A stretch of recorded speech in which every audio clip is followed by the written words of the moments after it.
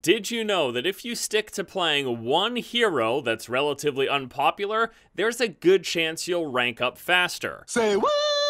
How's it going, everybody? Force here, and today I want to talk about some revelations that we got from yesterday's blog post by Overwatch principal designer Scott Mercer. We talked about this quite extensively in yesterday's video, but one thing I really wanted to hone in on today is how he kind of revealed, although we already knew this in the past, he put it in plain writing. The fact that SR calculation is largely based on comparing your performance to the performance of other similarly skilled players with that hero across an enormous pool of competitive matches. That is quoted directly from Scott Mercer. So we had been told in the past that the SR rating was based on comparing you, or more specifically, your performance in a match to other players. What mostly this does is kind of expose a weakness of the system. So here's how this works. Basically, if you, one-trick pony is a phrase often used, a single hero, you're gonna get better at that hero, right? No shit, Sherlock! It goes without saying. If you were to spend,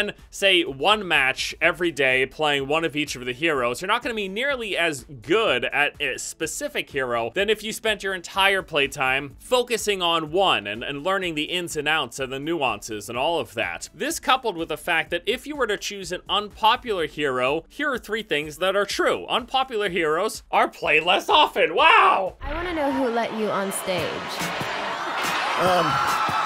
By definition, yes, of course, unpopular heroes are played less often. But what that means is that there are fewer good players to compare you to. So even if you're just slightly decent, you might be much better than the average of an unpopular hero. And then there are also some heroes, but let's toss out a few names like Sombra, Hanzo, and Torbjorn. These are heroes that are sometimes played by people who are trolling or just want to throw matches. All right, you know what? You guys deserve a loss this game. Here, it's gonna have fun.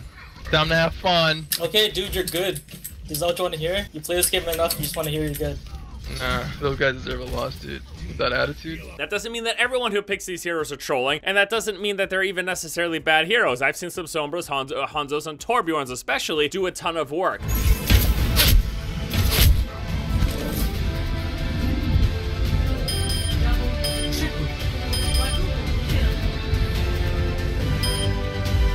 But those tend to be the picks by people who do want to troll. If they don't care about how the outcome of the match, they'll just pick Hanzo and be like, screw you guys, or Torbjorn, or Sombra, or even sometimes Symmetra. And what that in turn does is drive down the average performance of said hero, making it that much more likely that you will perform above it. All of this stuff combined means that if you were to pick one of these heroes and you just focus on them and getting better at them and improving at them, there's a really good chance that in terms of gaining SR, you will be much better suited than if you were to choose a popular hero, someone like Soldier, for example, because your improvements will make you much better than the average, and as such, you will gain more skill rating. You're gonna rank up faster. How SR is calculated actually drives us towards playing a single hero, or more specifically, playing an unpopular single hero, if we want to rank up as fast as possible. So what's the problem here? Well, it probably screws over your team, like Sombra, Hanzo, Torbjorn, or any other number of unpopular picks aren't always going to be the best in a single situation, and certainly not swapping heroes is not great for your team. This is a game built around hero swapping to respond to the state of the match. Based on what your opponents are doing, how the match is going, a hero that you pick might be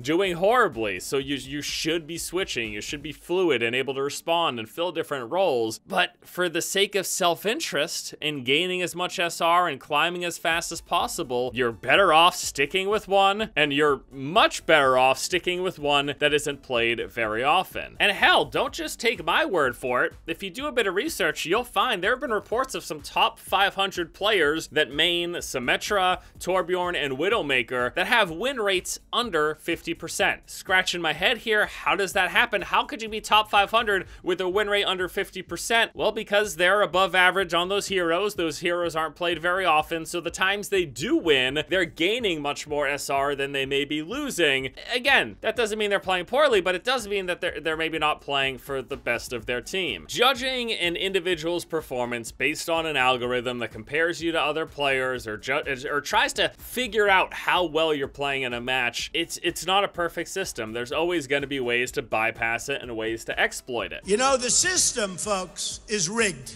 It's a rigged system. And this video is talking about one of those very things. Now, this video isn't necessarily here promoting this. I'm not saying that everyone should pick heroes that aren't good. In fact, if anything, if this does occur more often, all it will do is increase the play of those unpopular picks, making it actually a less effective method. Let's just pretend that the entire Overwatch player base watches this video. I wish they all decide to pick Torbjorn, and all of a sudden there's a Torbjorn in every single match because people are like, I'm gonna gain higher SR if I do this. Force told me so. Well, the problem with that is now there's a much higher number of Torbjorn players and probably a much higher number of good Torbjorn players, and as such, the average skill is probably gonna rise. So it's not gonna pan out. And I think this is also maybe should be used as a way to kind of question the way the system is built at the moment.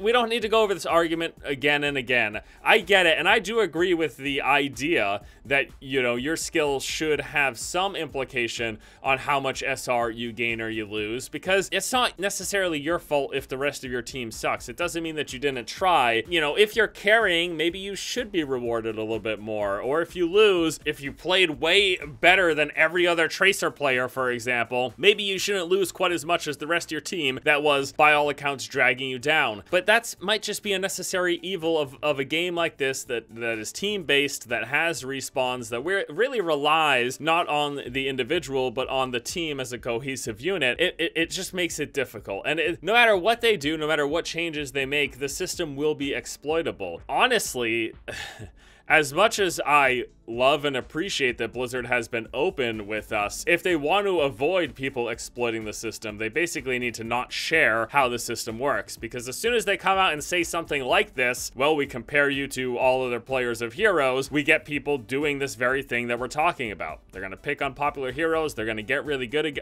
with them, and they're going to play far above the average of that hero, gaining more SR. I'd love to know what you guys think. How do you feel about the system as it stands, about matching your performance against that of other players of that hero? All right, that'll do it for me here today. As always, I want to thank you all so much for watching. Hope you enjoyed the video. Hope you have a good one, and until next time, I'll see you later.